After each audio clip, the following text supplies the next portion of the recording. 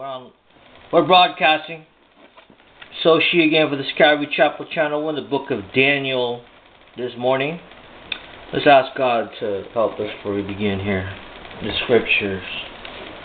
Dear Lord in heaven, just thank you that you give us this platform to have a voice. I know that in the last days we're living in the book of Revelation, where the saints,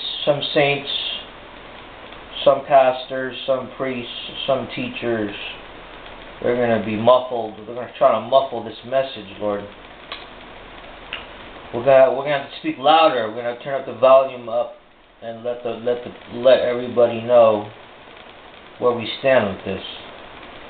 I'm praying for all the Christians, all the believers, since the times of Antioch, since their first church in the book of Acts. We know that we are in the 21st century. We are the 21st century church. The baton has been passed to us, and what we decide to do with the baton is up to us. I pray, Lord, that we always light that torch bright and full and bright to this dark world that we live in. And help me, Lord, as I dig into the book of Daniel, chapter 2. Give me insights, things I never known. I pray this in your mighty name, Jesus Christ of Nazareth. Amen. Here we go, guys. We're using the NIV today. Nebuchadnezzar's dream. That's a famous. Nebuchadnezzar is pretty famous in the Bible. I don't know why he's so famous, but he is. As a matter of fact, he's kind of more famous than Daniel in a sense. Okay, the prophet Daniel. Daniel was kind of like he's a prophet, but he's also an interpreter. He would interpret, translate dreams and stuff like that. So we'll get into it here. We're using the NIV today. So, in the second year of his reign, Nebuchadnezzar had dreams. His mind was troubled. He could not sleep.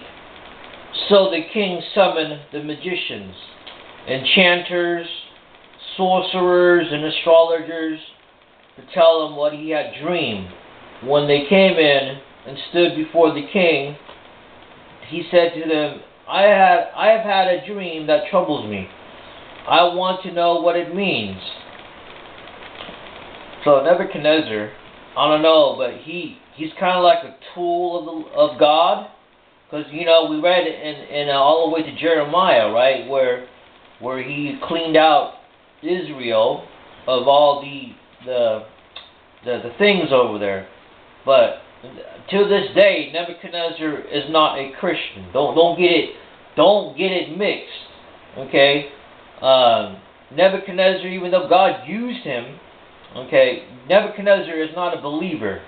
If he's a believer, he wouldn't call on sorcerers, enchanters, astrologers, magicians, people that use demonic powers to for things, to get an advantage in this world. That's all a no-no. It's all forbidden in the scriptures. There's also things like black magic, witchcraft, warlock, enchantment, things of that source, that nature. It's really summoning demons to help you with things. You rather summon the power of God. We're the opposite of that. We summon angels. We summon, the Lord, pretty much. The other side, they summon dark forces. This is what Nebuchadnezzar is doing right here. He's not asking God for some reason, when God is in total communication with Nebuchadnezzar. Let's read on. Then the astrologers answered the king in Aramaic.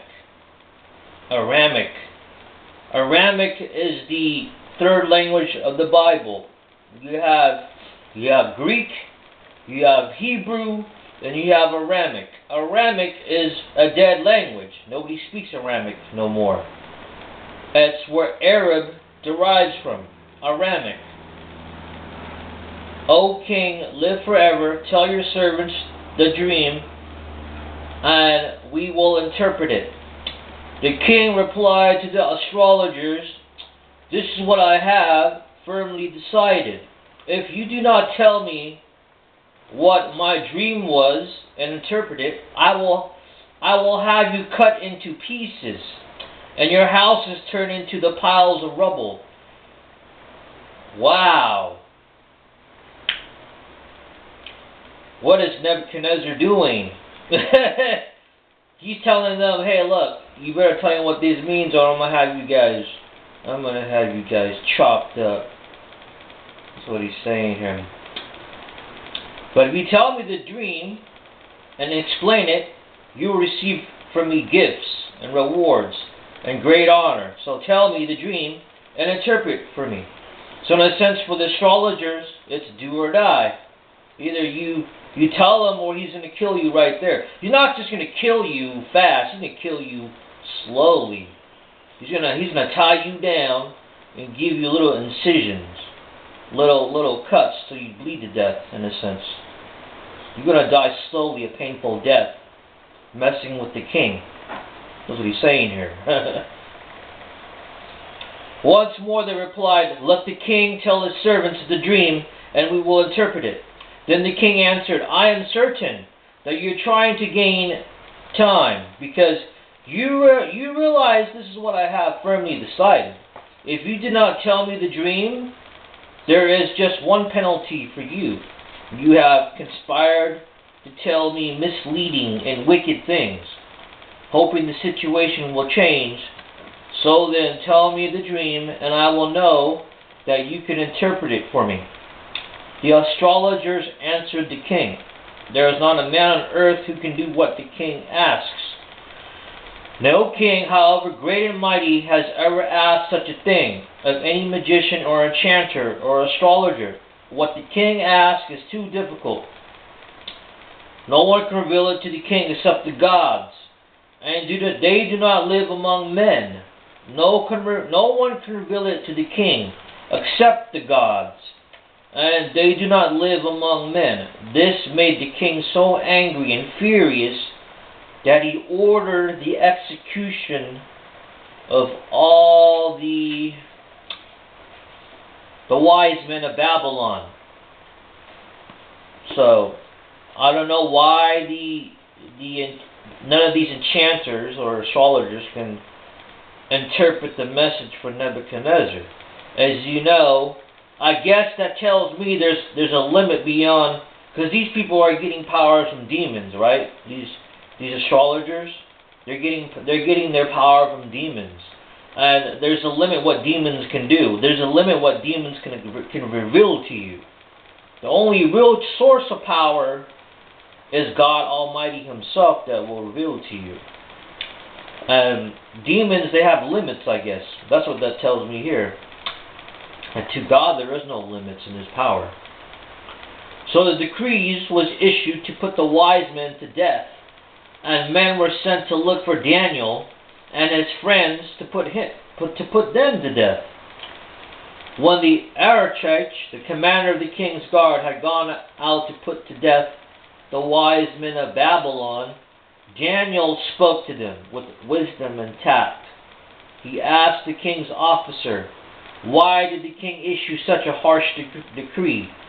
Arash then explained the matter to Daniel.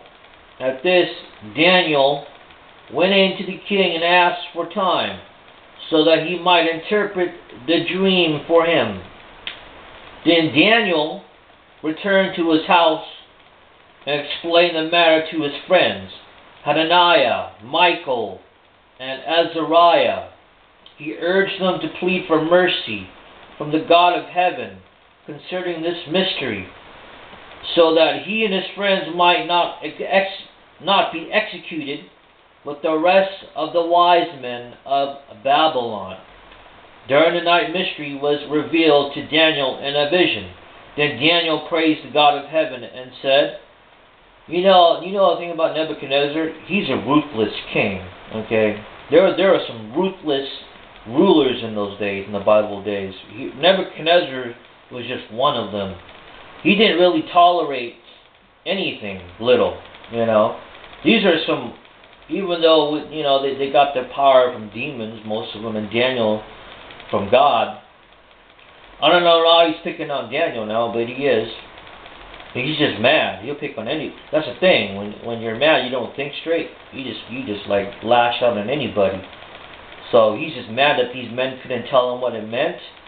So now he's gonna go ahead and pick on Daniel now.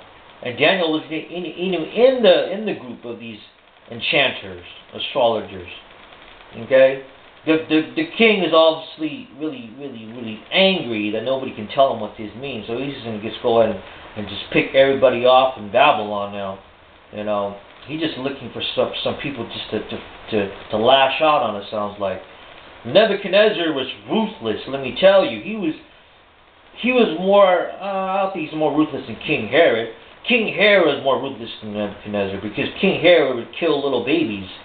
Trying to kill baby Jesus. That's a different story for later. But Nebuchadnezzar, in a sense, was not.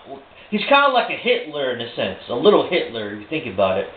Okay, because he went in and invaded Israel because God told him. Because God was pissed off at Israel, right? Remember in the book of Jeremiah and some parts of Ezekiel, you read that.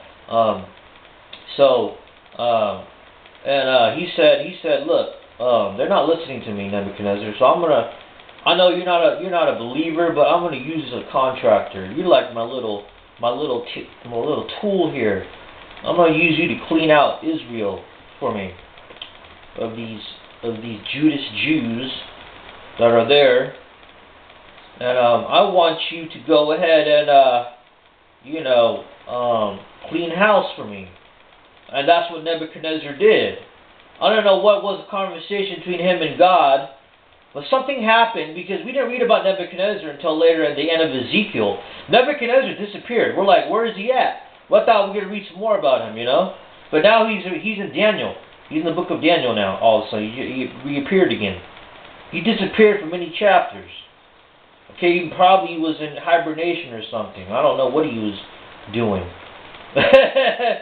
Maybe he was getting on with a bunch of concubines. Who knows, man? Back in the day, kings had concubines, and they had all types of, wives and stuff they can entertain themselves with. But that's another conversation for later. The thing is, Nebuchadnezzar is ruthless to a degree. He's not into killing little babies like King Herod, but he will kill men. Like, not even blinking an eye. He will just kill grown men. Like, I don't care if you're a servant of God, Daniel. I will kill you too. And this is after maybe Nebuchadnezzar had an argument with God or something. He's not talking to God no more. Who knows? Because he's actually calling upon warlocks now to help him instead of God's prophets. Now he's trying to pick on Daniel for some reason. Let's see what happens here. Praise be the name of God forever and ever. Wisdom and power are His. He changes times and seasons. He gives wisdom to the wise and knowledge to the discerning. He reveals deep and hidden things. He knows what lies in darkness. A light dwells with Him. I thank and praise you, O God of my fathers. You have given me wisdom and power. You have known to me what we asked of you. You have made known us the dream of the king. So Daniel, this is his interpretation. Daniel actually interpreted the dream for King Nebuchadnezzar. He just did it right there. So what is Nebuchadnezzar's reaction? Obviously, Daniel doesn't want to die like the other men. He doesn't want to be split in half with swords, tied down and chopped in pieces. Who does? Who wants to be tied down and be chopped in little pieces here? So he's going to go ahead and interpret the dream for the king here. See if the king will, spare his life in a sense. Let's move on here. Then Daniel went to Arioch, whom the king had appointed to execute the wise men of Babylon, and said to him, "Do not execute the wise men of Babylon. Take me to the king, and I will interpret his dream for him." Okay, so that was not an interpretation of the dream. That was just a reaction from Daniel. Yeah, I read that wrong. Sorry. I'm going like 100 miles per hour. I need to slow down here a little bit. let me chew on this steak a little bit, man. You know what I'm saying? I'm not eating it too fast. So let's go and enjoy the taste here.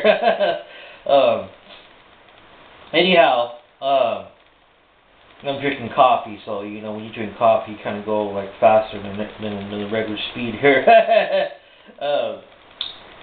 Daniel. So he just spared. So they have not killed. I probably killed like 1 or 2 of the men, or 3, but they haven't killed all the men. So Daniel saved their lives. Sounds like because Nebuchadnezzar withdrew the order. He reversed it. He said, "Never mind. We actually have a winner here." So, verse 24 or 25 actually. Larak took Daniel to the king, and one said, "I have found a man from the exiles from Judah who can tell the king what his dream means." The king asked Daniel, also called Belhassar, that's Daniel's other name, it's his Jewish name, I think, "Are you able to tell me what I saw in my dream and interpret it?" Daniel replied, "No wise man, enchanter, magician, or diviner can explain the king the mystery he asked about." So a diviner is like a psychic, a mediator, somebody who channels, spirits to tell the future. That's what a diviner is. It's more different than the magician, who uses witchcraft or black magic. Verse 28. "But there is a God in heaven who reveals mysteries. He has shown King Nebuchadnezzar what will happen in days to come. Your dream and the visions that pass through your mind you lay on your bed are these. As you were lying there, O king, your mind turned to the things to come. And the revealer of mysteries showed you what is going to happen. As for me, this mystery has been revealed to me, not because I have greater wisdom than other living men, but so that you, O king, may know the interpretation, and that you may understand what went through your mind. You looked, O king, and then before you stood a large statue, an enormous, dazzling statue, awesome in appearance.